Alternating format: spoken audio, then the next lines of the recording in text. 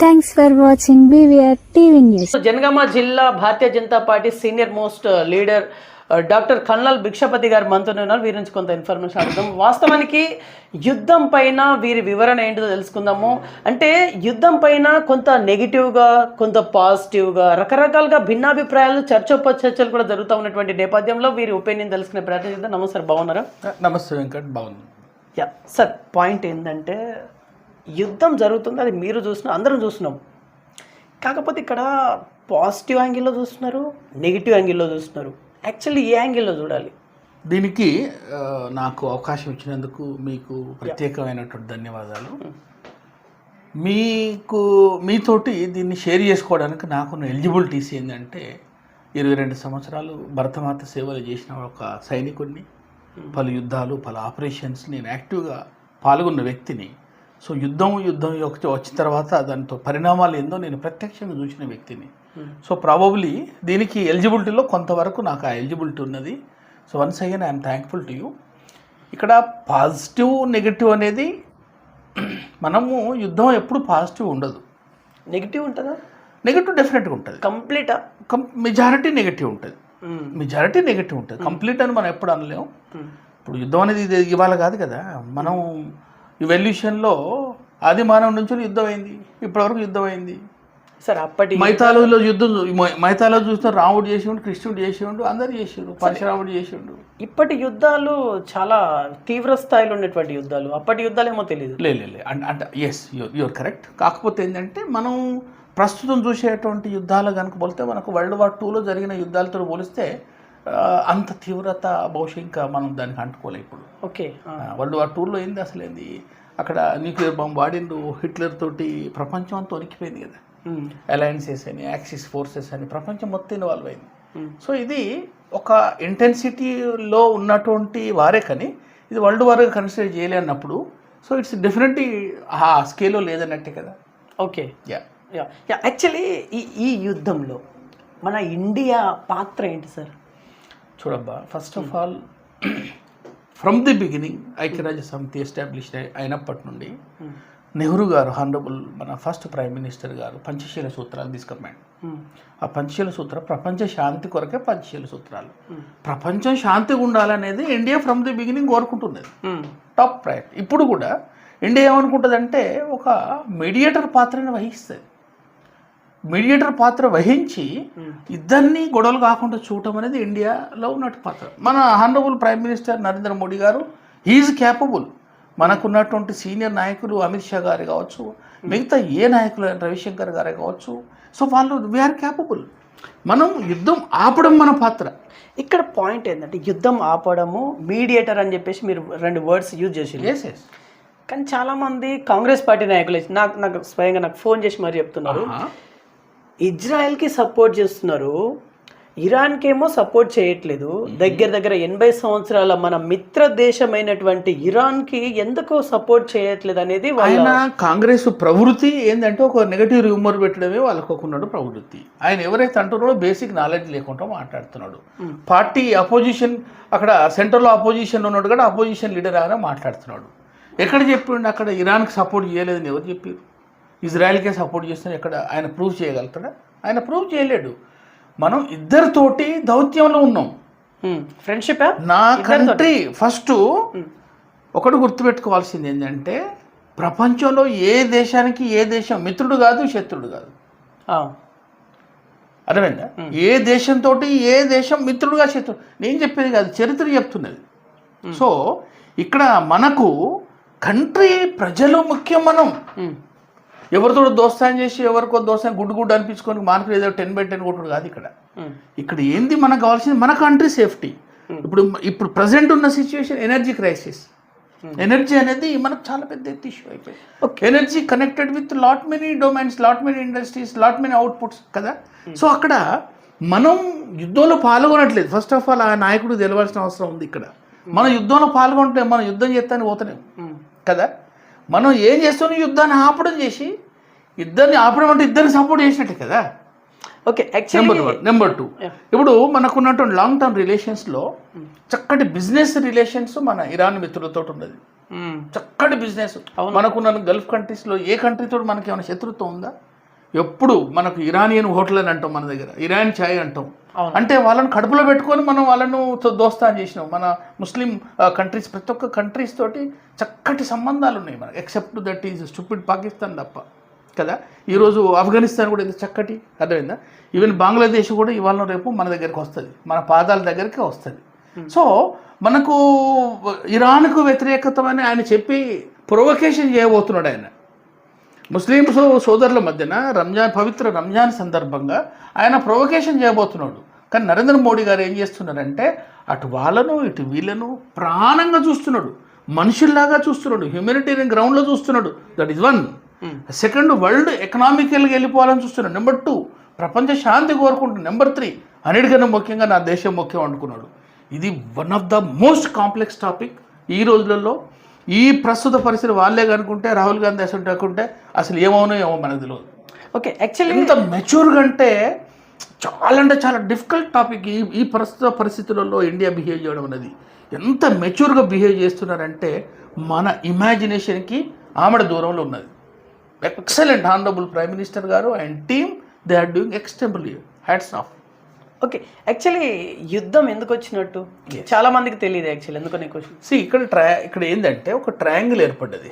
Triangle ఏంటంటే US, Iran, Israel, ఇది triangle ఏర్పడ్డది. ద జెనసిస్ ఆఫ్ వార్ వస్తే మనకు యుఎస్ ఇరాన్కి ఏం శత్రుత్వం మనం ఒకటి చూడాలి. తర్వాత ఇరాన్కి ఇజ్రాయెల్కి ఏం శత్రుత్వం అనేది 2 ఆస్పెక్ట్లు చూడాలి మనం. అర్థమైందా? మనకు టు రివ్యూ క్విక్ ఏంటంటే ఇరానియన్ రెవల్యూషన్ అనేది ఒక టాపిక్ ఉంది. ఇరానియన్ రెవల్యూషన్ అర్థమైందా? దీనికి 200% మనకు European, particularly America is the మనకు ఇక్కడ బేసిక్. ఇప్పుడు మనం అమెరికా తోటి కూడా మనకు సత్సంబంధాలని స్ట్రాటజికల్గా, అయినప్పటికీ ఫ్యాక్ట్ ఈజ్ ఫ్యాక్ట్. ఏమంటారు అంటే ఇక్కడ 1979 అనేది ఒక డిమార్కేషన్. ఇరానియన్ ఇరాన్లో ఒక గోల్డెన్ లెటర్స్ తోటి రాసుకోవాల్సినటువంటి స్టోరీ 79. దానికన్నా ముందు అక్కడ ఒక ప్రిన్స్లీ అంటే మొనార్కీ గవర్నమెంట్ నడిచేది, రాజులు పాలించేవాళ్ళు. ఆ రాజులు వాళ్ళ దగ్గర ఇరాన్కు ఉన్నటువంటి జియోగ్రఫీ కనుక చూస్తే రిచ్ ఇన్ ఆయిల్, అంతే కదా. ఆయిల్ అనేది చాలా పుష్కలంగా ఉంది, ఇరాన్లో ఉంది, ఇరాక్లో ఉంది, మనకు అన్నిట్లో ఉన్నాయి. సో ఇక్కడ మనం 2 పాయింట్లు ఆలోచించాలి. ఏంది? Rich in oil. Oil is energy, energy is economy. ఎవరి దగ్గర ఎకనామీ, ఆయిల్ రీసోర్సెస్ ఎవరి దగ్గర ఉంటుందో వాళ్ళు సూపర్ పవర్. సో ఇక్కడ ఇరాన్లో ఏం జరిగింది అంటే 1979 కన్నా ముందు ఏదైతే రాజుల పాలన ఉండేనో అది యూకే ఉన్న యుఎస్ చెప్పినట్టు వినేవాళ్ళు. థ్రోయింగ్ ప్రైసెస్లో వాళ్ళు క్రూడ్ ఆయిల్ ఇచ్చేవాళ్ళు. వాళ్ళు ఇచ్చేంత వరకు బాగానే ఉన్నారు వీళ్ళు. ఎప్పుడైతే ఆ క్రూడ్ ఆయిల్తో బిజినెస్ అవుతూ యుఎస్ ఏం చేసిందంటే వాళ్ళ కల్చర్లో కొన్ని చేంజెస్ కూడా పట్టుకొచ్చింది. ఇప్పుడు నాకు నచ్చిన భోజనం నేను తింటాను, నీకు నచ్చిన నువ్వు తింటావు. కానీ యుఎస్ ఏం చేసింది, అక్కడ కొన్ని కల్చరల్ వేరియేషన్స్ పట్టుకొచ్చేసింది. సో దాంట్లో ఖమేనీ వచ్చేసిన తర్వాత ఏంటంటే ఆయన ఇస్లామిక్ దానికి ఇస్లాం కల్చర్ అనేది అక్కడ వీన్ ఆఫ్ అయిపోతుంది అనేది ఒక నోటీస్ చేసి పెద్ద రెవల్యూషన్ పట్టుకొచ్చాడు. ఆ రెవల్యూషన్ పట్టుకొని రావడంలో హీ గాట్ సక్సెస్ అయిపోయిన తర్వాత ఏమైందంటే పవర్ చేంజ్ అయిపోయింది, ఖమేనీ దగ్గరికి వచ్చేసింది. ఖమేనీ చేతులకు వచ్చిన తర్వాత యుఎస్కున్న యూకేకును ఈ క్రూడ్ ఆయిల్ ప్రైసెస్ అనేది నువ్వు చెప్పినట్టు నేను ఇచ్చేది కాదు, నా క్రూడ్ ఆయిల్ నా న్యాచురల్ సంపద కనుక నేను నచ్చినట్టు నీకు ఇస్తే తీసుకోలేకపోయావు. అక్కడ యుఎస్కి యుఎస్ అని యూకే కూడా ఇవాళ రేపు బయటకు వస్తుంది. ఈ 2 దొంగ దేశాలు, అర్థమైందా? దొంగలు వీళ్ళు. సో వీళ్ళు ఏం చేశారంటే, సో అంటే నేను ఎప్పుడు సపోర్ట్ చేయలేను యుఎస్ యూకేకు. నా దేశాన్ని పాలించినటువంటి యూకేకు నేను ఎప్పుడు సపోర్ట్ చేయలేను. ప్రపంచంలో మన నలుమూలలు ఎక్కడో ఒక యుద్ధం చేసేటువంటి యుఎస్కు నేను సపోర్ట్ చేయలేను యాజ్ ఒక సిటిజన్గా. సో అప్పుడు ఏమైందంటే ఆయన పవర్ చేంజ్ చేసేసరికి ఈయన ఫోర్స్ను డిస్లొకేట్ చేయాలనేది, ఈ ఫోర్స్ని తీసేయాలనేది ఒకటి. ఎప్పుడైతే డబ్బు వచ్చేసి ఆయిల్ అనేది ఆయన డిమాండ్ చేసిందో, డబ్బు వచ్చేసింది అనుకో. అండ్ సెకండ్గా ఆయన ఇరాన్కు చుట్టుపక్కల ఉన్న కంట్రీస్ దగ్గర, ఇరాన్ దగ్గర ఏమైతే కల్చర్ ఓన్ పవర్ అయితే వచ్చేసిందో, ఆ మిడిల్ ఏషియాలో టెక్నాలజీ కనుక పెరిగితే టెక్నాలజీ నథింగ్ బట్ ఇక్కడ ఏం చెప్పాలంటే న్యూక్లియర్ పవర్ కనుక వీళ్ళు కనుక రెడీ చేసుకుంటే, ఎక్కడైతే న్యూక్లియర్ పవర్ ఉంటే ఏమైందంటే పవర్ అనేది, వరల్డ్ పవర్ అనేది డిస్ప్లేస్ అవుతుంది. ఇప్పుడు ఆయన ఏమనుకుంటాడంటే అమెరికన్ పవరే సూపర్ పవర్ అనుకుంటున్నాడు. మరి న్యూక్లియర్ పవర్ ఈయన దగ్గరకు వస్తే వాళ్ళకి ఏమైందంటే ఆయిల్ ఉంది, న్యూక్లియర్ పవర్ వచ్చేసింది. అప్పుడు ఏమవుతుంది, ఈ సూపర్ పవర్ అనేది వీళ్ళకి డిస్ప్లేస్ అయిపోతుంది. అండ్ వీళ్ళు శాసిస్తారు, ఇరాన్ శాసిస్తారు అనేది ఒక ఫోర్ సైడ్ తోటి న్యూక్లియర్ ప్రాలిఫరేషన్ జరగొద్దు అనేది, న్యూక్లియర్ తయారు చేస్తున్నారని వీళ్ళు ఏం చేశారంటే, ఇది ఇక్కడ ఇరాన్కును యుఎస్కున్న స్టోరీ. మరి ఇరాన్కును ఇజ్రాయెల్కున్న స్టోరీ ఏంటంటే, ఇజ్రాయెల్కు మనకు World War I తర్వాత ది డిస్ప్లేస్డ్ వరల్డ్ వైడ్, వాళ్ళకు కంట్రీ అంటూ లేదు. సో యూఎన్లోకి వెళ్ళిపోయిన తర్వాత వాళ్ళకి ఏంటంటే పాలస్తీనియన్లో కొంత ప్లేస్ అనేది. దాని తర్వాత ఏం చేశారంటే వాళ్ళు ఒక సెపరేట్ కంట్రీ అనేది అర్థమైందా. ఇక్కడ జూడిజం, వాళ్ళు జ్యూస్లు, వీళ్ళు ముస్లిమ్స్, హమాస్ వాళ్ళు పాలస్తీనియన్స్. ఇక్కడ ఎప్పుడైతే రెండు కంట్రీస్ సెపరేట్ అని అన్నారో అక్కడ ఇరాన్ వాళ్ళు ఏంటంటే యాక్సెప్ట్ చేయలే, వీళ్ళు రికగ్నైజ్ చేయలే. ఇది ఇజ్రాయెల్ అనే ఒక కంట్రీ అనేది వాళ్ళకి రికగ్నిషన్ ఇవ్వలే. రికగ్నిషన్ ఎప్పుడైతే ఇవ్వలేదో, సో వాళ్ళకి స్వతంత్రం వచ్చినప్పటికీ 1948 తర్వాత వాళ్ళకి అటాక్ చేయడం జరిగింది. ఇది ఇజ్రాయెల్ పైన. సో ఇజ్రాయెల్ పైన అటాక్ చేసిన తర్వాత వీళ్ళిద్దరి మధ్యన ఈ గొడవలు అవుతూ ఉన్నాయి. ఇవే ఏ ప్రాక్సీ వార్ అంటారు. దీని సంథింగ్ కాల్డ్ ప్రాక్సీ వార్. ఈ ప్రాక్సీ వార్ నడుస్తూనే ఉంది. మరి ఎందుకు ఇజ్రాయెల్కు వాళ్ళు సెపరేట్ దేశంగా ఇస్తే, అర్థమైందా, మరి సెపరేట్ దేశంగా ఇస్తే ఇరాన్కి వచ్చే ప్రాబ్లం మళ్ళీ అదే ప్రాబ్లం. ఏంది ఆ ప్రాబ్లం అంటే, ఇక్కడ ఏ చేతుల్లో వీళ్ళ చేతులు కనుక అక్కడ రిలీజియన్ అనేది మ్యాటర్స్ వచ్చేసినాయి. వాళ్ళు జ్యూస్లు, వీళ్ళు ముస్లిమ్స్, ఇస్లామిక్. సో అక్కడ మళ్ళీ వీళ్ళు ఇంటెలిజెంట్ కంట్రీ ఇజ్రాయెల్ అనేది. సో టెక్నాలజీ వచ్చేసి మళ్ళీ వీళ్ళు కూడా మళ్ళీ పవర్ డిస్ప్లేస్ అవుతుంది, ఆయిల్స్ అంతా వెళ్ళిపోతుంది అనేది ఇక్కడ రెండో ఫ్యాక్టర్. ఇది అసలు విషయం. సో దీన్ని న్యూట్రలైజ్ చేయడానికి ఎటు చేసి ఒక న్యూక్లియర్ ప్రొలిఫరేషన్ జరుగుతుంది అనే టాక్ తోటి ఇజ్రాయెల్కు ఒక అండర్స్టాండింగ్ యుఎస్ తోటి ఉంది. కాబట్టి ఈ రెండు కలిపి ఇప్పుడు ఒక యుద్ధం అనేది ప్రకటించడం జరిగింది. ఇప్పుడు ఇండియా ఇన్వాల్వ్మెంట్ ఇనిషియేట్ తీసుకోవడం అనేది ఇండియాకున్న పేరును చెడగొట్టుకుంటుందా, పేరును కాపాడుకుంటుందా? ఒక్కడు గుర్తుపెట్టుకోండి అబ్బా, అందరూ మిత్రులందరికీ నేను చెప్పేది ఏంటంటే, నరేంద్ర మోడీ గారు ఉన్నంత వరకు ఇండియా పేరు ఎప్పుడు ఖరాబ్ కాదు, అసలు సాధ్యం కాదు. కానీ ఇంకో సైడ్ టాక్ వస్తుంది కదా, టాక్ వాళ్ళు అంటూనే ఉంటారు. దానిదే ఉన్నది. నరేంద్ర మోడీ గారు తెలియదా 140 కోట్ల తన పిల్లల్ని ఎట్లా కాపాడుకోవాలో తెలియదా? యుద్ధంలో పాల్గొనాలని ఎప్పుడు పాల్గొనాలి. ఆపరేషన్ సింధూర్ ఉన్నది. ఈ వారకు ఆపరేషన్ సింధూర్కి ఒకసారి పోల్చండి. నరేంద్ర మోడీ అండ్ ఇండియా అంటే ఏందో సగటు వ్యక్తి తెలవాలి. కొంతమంది ఎవరైతే మూర్ఖులు ఉంటారో వాళ్ళకి తెలియని గురించి చెప్తారు. ఆపరేషన్ సింధూర్లో ఇప్పుడు రష్యా యుక్రెయిన్ యుద్ధం అవుతుంది, 4 సంవత్సరాలు దాటిపోయింది. ఎవరైనా గెలిచిర్రా? ఇరువైపులా ప్రాణం. బహుశా కొంతమంది అక్కడ మనుషులు లేకుండా పోయే వాతావరణం కూడా ఉన్నదంటారు. అయిపోయిందా? తర్వాత ఇప్పుడు ఇది వారం రోజుల్లో ట్రంప్ ఏదో పుడతా అన్నాడు, వారం రోజుల్లో క్లోజ్ చేసే మన దగ్గర ఏం లేదని చెప్పేసాడు. Sorry to use that words, but option there is no option. ఏమంటుంది, వారం రోజులు క్లోజ్ చేసేస్తాడు. ఇప్పటికీ ఎన్ని రోజులు 20 రోజులు దాటిపోయింది. యుద్ధం అవుతుందా? ఎన్ని లక్షల కోట్లు పోతుంది అక్కడ, లక్షల కోట్లు. 100 రూపాయలు ఏదో 1 కోటి 2 కోట్లు కాదు. కానీ మనం ఏం చేసినాం, దుష్ట పాకిస్తాన్ పైన ఆపరేషన్ సింధూర్ తోటి ఒకటే రోజు కథం, కేల్ కథం. ఏమనుకున్నాం, మనం మిలిటరీ లేపేయాలనుకుని మరి కొంతమంది ఏమన్నారు, అప్పుడు కూడా ఇదే కాంగ్రెస్ వాదులు ఏమన్నారంటే, అరే మనం పిఓకుని తీసుకోవడం అనేది తీసుకోవద్దనేది మోడీ గారు తెలియదా? అండ్ ఇట్నే వారు కనుక ఇట్లా ప్రొలాంగ్ అయితే అధికంగా మనం సింక్ అయిపోతాం, ఇన్ఫ్లేషన్ పెరిగిపోతుంది. ఒక పాల ప్యాకెట్కి 1000 రూపాయల పాల ప్యాకెట్ అయిపోతే ఎవడు చేస్తాడు? అట్లా అన్నట్టు అది విషయం. ఓవరాల్గా దీని ఇంపాక్ట్, ఈ యుద్ధం యొక్క ఇంపాక్ట్ అనేది యూత్ పైన పడుతుందా అసలు ఏంటిది? ఫైనల్ ఇదే క్వశ్చన్. యూత్ అనే క్వశ్చన్ ఏంటంటే, మనకు World War Iకి World War IIకి ఇప్పుడు జరుగుతున్న యుద్ధానికి మనకు వెపన్స్ అనేది బాగా మారిపోయినాయి. టెక్నాలజీ డ్రివెన్ వార్ అంటారు దీన్ని అంతా. ఏమంటారు, ఇప్పుడు డ్రోన్ కల్చర్ వచ్చింది, మిజైల్ కల్చర్ వచ్చేసింది, జీపీఎస్ వచ్చేసింది, అడ్వాన్స్డ్ జీపీఎస్ వచ్చేసింది. సో ఈ ఇన్నోవేషన్, దీన్ని ఏమంటారంటే ఇన్నోవేటివ్ వార్ అని కూడా ఒక దగ్గర రాస్తూ ఉంటారు. సో ఇక్కడ ఏంది యూత్ పైన అంటే, యూత్ అనేది ప్రపంచం, రేపటిది జరగబోయేదంతా ప్రపంచం అంతా వాళ్ళ కొరకే ఉంటుంది. యూత్ అనేది యూత్ ప్రపంచం అంతా యూత్ కదా. ఇప్పుడు ఈ విధంగా డిస్టర్బెన్స్ అయితే యూత్ డిస్టర్బ్ అవుతుందా కదా? అవుతుంది. వాళ్ళ చదువు, వాళ్ళ యొక్క ఎంప్లాయ్మెంట్ అర్థమైంది డిస్ప్లేస్ అవుతారు. తర్వాత ప్రాణ నష్టం అవుతుంటుంది ఇంట్లో.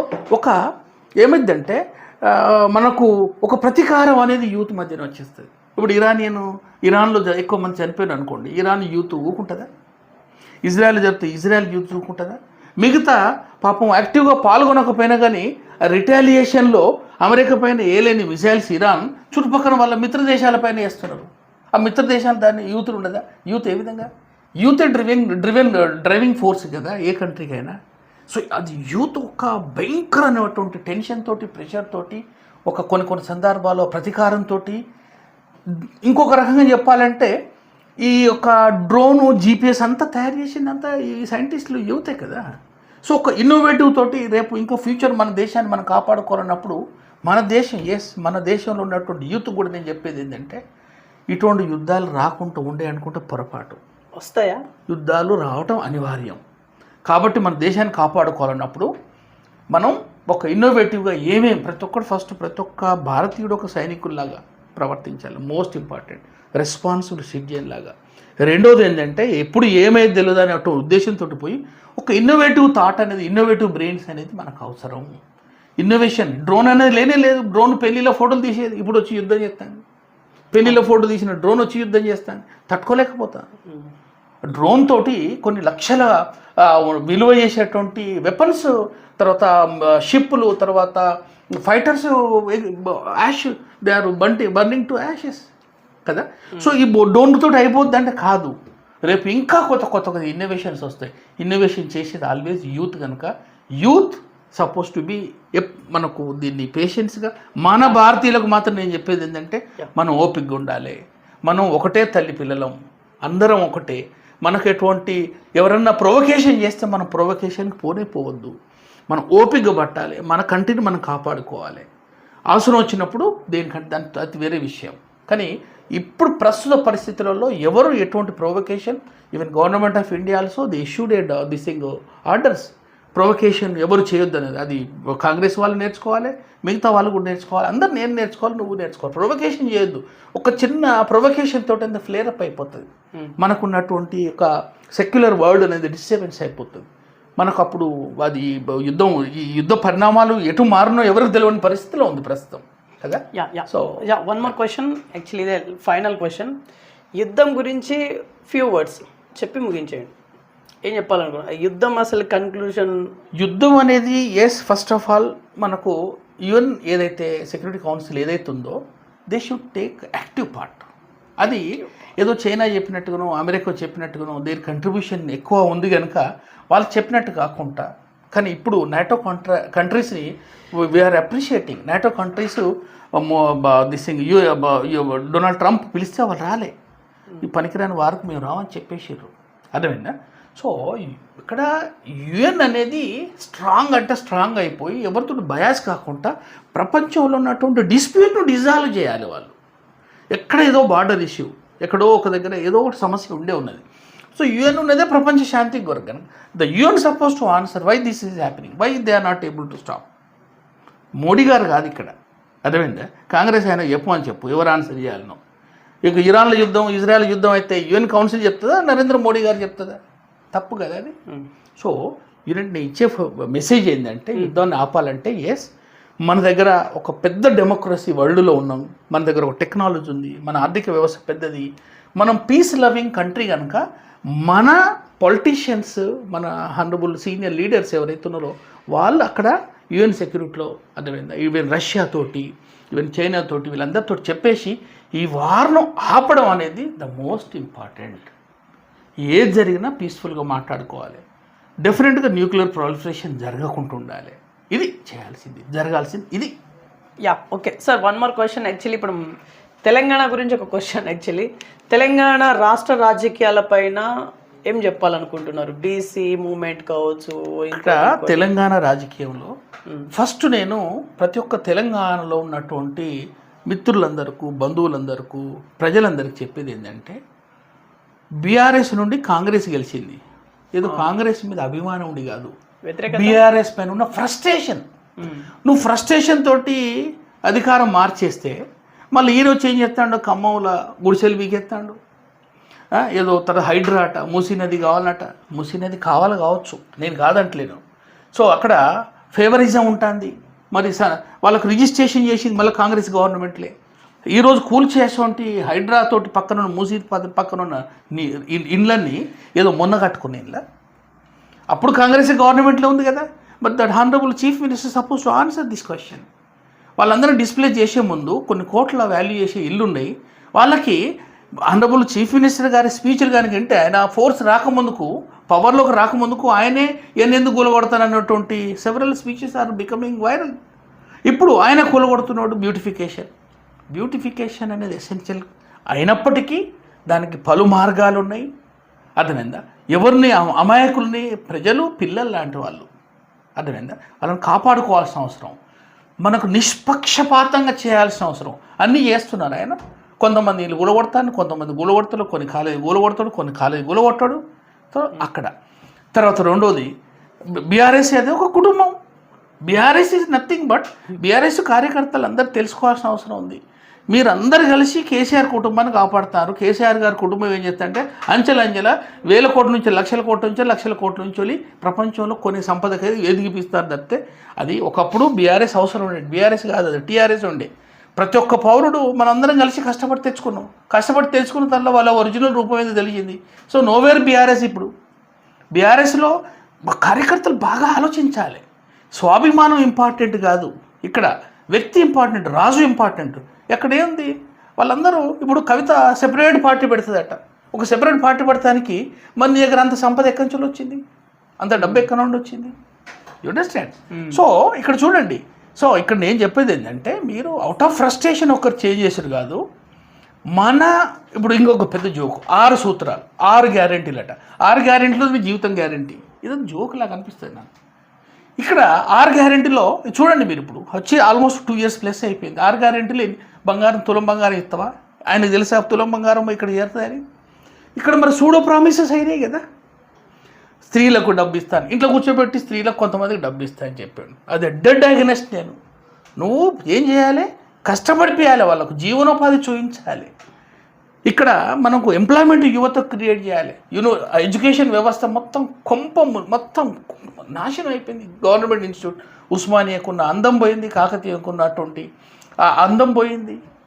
ఒక స్కాలరు ఒక పిహెచ్డి చేసుకోవడానికి ఒక రీసెర్చ్ చేయాలని సిచ్యువేషన్ పట్టుకొచ్చింది వీళ్ళు. అర్థమైందా? సో ఇక్కడ మనకు విద్యా వైద్యం అనేది ఏదైతే ఉంటుందో, విద్యా వైద్యం ఎంప్లాయ్మెంట్ అనేది, సో మనకు వీటిపైన ఇక్కడ వాళ్ళు ఇటువంటి గ్యారంటీలు చెప్పుకుంటూ జనాలను చీటింగ్ చేయడం. ఇది జనాలు ఏం చేస్తారంటే, జనాలకు ఒక ట్రెండ్ మారిపోయింది. ఇక్కడ ఏం ఉచితం దొరుకుతుంది అనేది ఒకటి. ఎక్కడికి పోతున్నాం చూసినా, ఎవరు ఉచితం ఇస్తారని ఒక వ్యక్తిని మనం సర్వనాశనం చేస్తున్నాం నేను చెప్తున్నా. ఉచితంగా how can you ask money? రైతును కాపాడాలి. రైతు బంధు తప్పనిసరి అవసరం. రైతు లేనిది మనం పెట్టడం దొరకదు.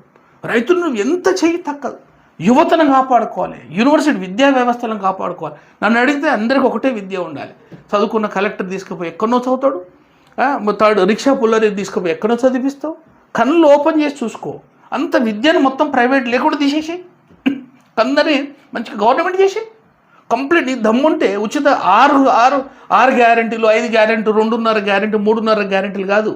చేయాల్సింది విద్య, కావాల్సింది వైద్యం చూడు. నువ్వు ఇటువంటి కార్పొరేట్ ఎందుకు రావాలి? కార్పొరేట్స్ ఉండద్దు, నువ్వు చెయ్యి నీకు దమ్ముంటే, విచ్ ఇస్ నాట్ పాసిబుల్. ఇవే మరి ఎందుకు పట్టుకుంటారంటే ఓటు బ్యాంకింగ్. ఇవన్నీ స్త్రీలు 50% స్త్రీలే. నీకు 2005 అత్తకు నీకు ఇస్తాను, కోడలు కూడా నేను ఇస్తా. సో అత్త కోడలు ఇద్దరు కలిసి మంచిగా ఇంట్లో కూర్చొని ఏం లేకుండా నెలకు 6,000, 7,000, 10,000 వచ్చేస్తాయి. ఇది ఏమన్నా సంస్కారమా? స్త్రీలకు బస్ ఇచ్చినావు, ఎస్ ఐ అప్రిషియేట్ దట్. దీన్ని వెల్ఫేర్ స్కీమ్స్ అంటాం. ఎంప్లాయ్మెంట్ క్రియేట్ అవుతుంది, వాళ్ళకు కొంత డబ్బు ఉంటుంది. స్త్రీకి చాలా మనం రెస్పెక్ట్ ఇవ్వాలి. మన సనాతన ధర్మం స్త్రీని గౌరవించే ధర్మం. వాళ్ళకు 100% వాళ్ళకు మళ్ళీ 100 బస్సులు ఉండే బదులు 10 బస్సులు ఇచ్చి దాంట్లో ఇరికి నువ్వు అవాయిడ్ చేయి, అట్లా కాదు. ఇంకా 100 బస్సులు పెంచు, దాంట్లో తప్పే లేదు. One of the best scheme. అర్థమైందా? రైతుని ఇంకా కాపాడుకో. సో ఇటువంటి గ్యారెంటీలు అనే ముచ్చట కాకుండా మళ్ళీ గ్యారెంటీలు చూడండి.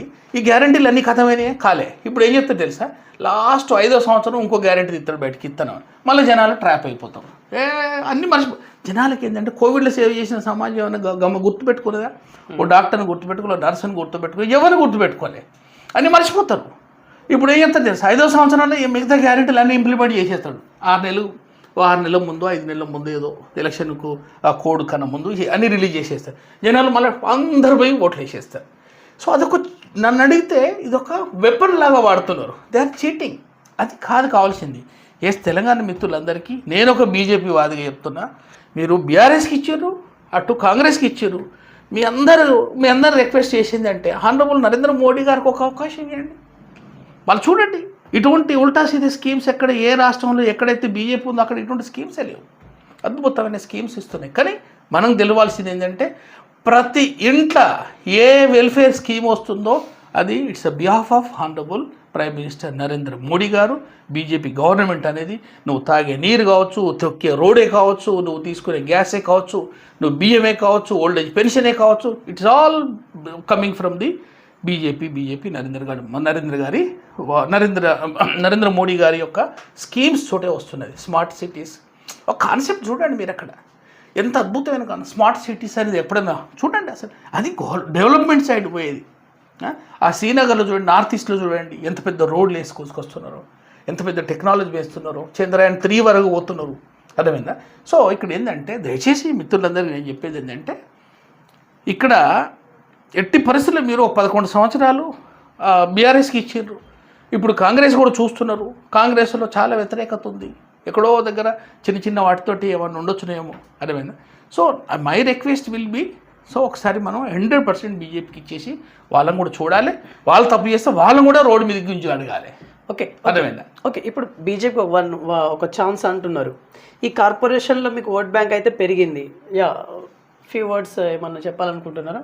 జనాలకి అర్థమవుతుందబ్బా. ఓట్ బ్యాంక్ మన ప్రజలు, మన మిత్రులందరికీ ఏమవుతుందంటే, ఒకప్పుడు గడీల రాజకీయాలు కావు. ఇప్పుడు గడీలో కూర్చోబెట్టి ఇంతంత సార పోసి ఇంతంత బిర్యానీ ఇచ్చేటువంటి రాజకీయాలు కావు. ఇప్పుడు ఆ దాని ప్రలోభాలు పోయినప్పటికీ వాళ్ళకు ఒక అనాలిసిస్, లిటరసీ పెరిగిపోయింది, టెక్నాలజీ పెరిగిపోయింది, సోషల్ మీడియా పెరిగిపోయింది. ఎవరు ఏంది అనే సంగతి ఇప్పుడు చూడండి. మోడీ గారు ఉన్నారు. మోడీ గారికి ఆయనకు ఒక కుటుంబం ఉందా? ఆయన ఏదైనా ఒక కుటుంబాన్ని, వాళ్ళ కుటుంబ సభ్యులకి ఏదైనా జాబ్ ఇచ్చింది ఉందా? మరి కేసీఆర్ కుటుంబం చూడండి, వాళ్ళ మొత్తం మంత్రులు వాళ్ళే, ఆ కాంట్రాక్టర్ వాళ్ళే. కొంతమంది అయితే వాళ్ళ ఇళ్ళలో కూర్చొని జీతాలు తీసుకుంటారట. మొన్న ఆయన సీఎం గారు రిలీజ్ చేసిన డేటా. అదేవిధంగా సో ఇప్పుడు మీరు ఇక్కడ అటువంటిది ఏమన్నా స్కామ్స్ ఏమన్నా బీజేపీలో గత కొన్ని సంవత్సరాలుగా ఒక స్కామ్ ఏమన్నా వచ్చిందా? అదే కాంగ్రెస్ కనుక చూస్తే రాజా ఉంటాడు, టీ రాజా, తమిళనాడు, ఆయన కమ్యూనికేషన్ మినిస్టర్ ఉండే, ఆయన కోట్లు అడుగుతాడు, నువ్వు చేసిన స్కామ్కి ఎంత కలుతుంటే ఎన్ని సున్నాలు పెట్టాలో తెలుగు, అంత పెద్ద స్కామ్స్ అయిపోయింది. అటువంటిది ఏమన్నా బీజేపీలో జరిగిందా చెప్పండి? గనులు, మైన్స్ అయితే అలొకేషన్ ఆఫ్ మైన్స్ ఏదైతే ఉంటుందో, మన ప్రకృతి సంపద, మన మనుషుల యొక్క హ్యూమన్ రైట్స్, ఫండమెంటల్ రైట్స్, వాళ్ళు ఇచ్చినటువంటి ఆ మైన్స్ అయితే థ్రోయింగ్ ప్రైసెస్లో ఎట్లా అంటే మన్మోహన్ సింగ్ గారు టైంలో ఆయన ఏం అనలేకపోయింది. కోయాలిషన్ అయిపోయింది. కోయాలిషన్ అయ్యేసరికి ఆయన నచ్చింది ఆయన, ఈయన నచ్చింది ఇదే. సో కరప్షను అంటూ, స్కామ్స్ అంటూ శబ్దం పట్టుకొచ్చిందే వీళ్ళు. ఫస్ట్ స్కామ్ నెహ్రూ గారి సందర్భంలో జరిగింది, ఆయన ఫియట్ కార్లో ఉన్నప్పుడు. అదేనా? సో బట్ ఇదే చరిత్ర బీజేపీలో ఎక్కడన్నా ఎవరన్నా క్వశ్చన్ చేయగలుగుతారా? బీజేపీలో అటువంటి స్కామ్స్ జరగలేదు. మోదీ గారు ఉన్నంత వరకు తర్వాత కూడా తర్వాత మోదీ గారు కూడా ఇంకా చాలామందికి చాలా మంచి నేతలు తయారు చేస్తున్నాడు. సో వాళ్ళ కల్చర్ కూడా మంచిది. అర్థమైందా? సో 2028 డిసెంబర్ ఎలక్షన్లో మీరు ఈసారి వన్ ఛాన్స్ అంటే ఒక ఛాన్స్ ఇవ్వండి అని అడగబోతున్నారు. అందరినీ ప్రార్థిస్తుంది. 2028 డిసెంబర్ 100% ఒకసారి ఇవ్వాలి, 100% ఇవ్వాలి. అప్పుడు తర్వాత నచ్చకపోతే అది వేరే విషయం. కానీ ఈ ఉచితాలు వెనకాల పోయి ఈ 6 గ్యారెంటీలతోటి గ్యారెంటీ లేని పరిస్థితి ఇవన్నీ తీసేస్తారా ఏంది? అప్పుడు ఒక ఎజెండా వస్తుంది. అది ఒక పార్టీ సిద్ధాంతంతో ప్రజలకు ఏది అవసరమో, యువతకి ఏది అవసరమో, దేశానికి ఏది అవసరమో, అర్థమైందా? దేశానికి ఏది అవసరం, యువతకి ఏది అవసరం, ప్రజలకి ఏది అవసరం, షార్ట్ టర్మ్ కాదు, రేపటికి కాదు, లాంగ్ టర్మ్లో దేశం ఎక్కడ పోవాలనేది స్ట్రాటజీ. దాంతో ఒక ఎజెండా అనేది వస్తుంది. Yeah. పోర్ట్ఫోలియో దాని ప్రకారం అప్పుడు వచ్చినప్పుడు అది చూద్దాం. కానీ ఈ ఉల్టా సీదా గ్యారంటీలు అనేటువంటి విషయాలతోటి కాకుండా వాళ్ళు ఇక్కడ తెలిసిన క్వశ్చన్ ఆఫ్ క్రిటిసిజం. ఇక్కడ నా క్వశ్చన్ అంత ఏంటంటే, నా బాధ ఏంటంటే చీటింగ్ అనేది జరగద్దు. యువత ప్రజలు నువ్వు చీటింగ్ చేయొద్దు. చీటింగ్ తోటి నువ్వు చేసేటువంటి ఒక లాంగ్ టర్మ్ ప్రాజెక్ట్స్ అనేది మంచిగా ఉండాలి. అదే స్త్రీలను కాపాడుకోవాలి, యువతను కాపాడుకోవాలి, విద్యా విధానంలో మార్పులు రావాలి, వైద్య విధానంలో మార్పులు రావాలి, అవి కావాల్సింది.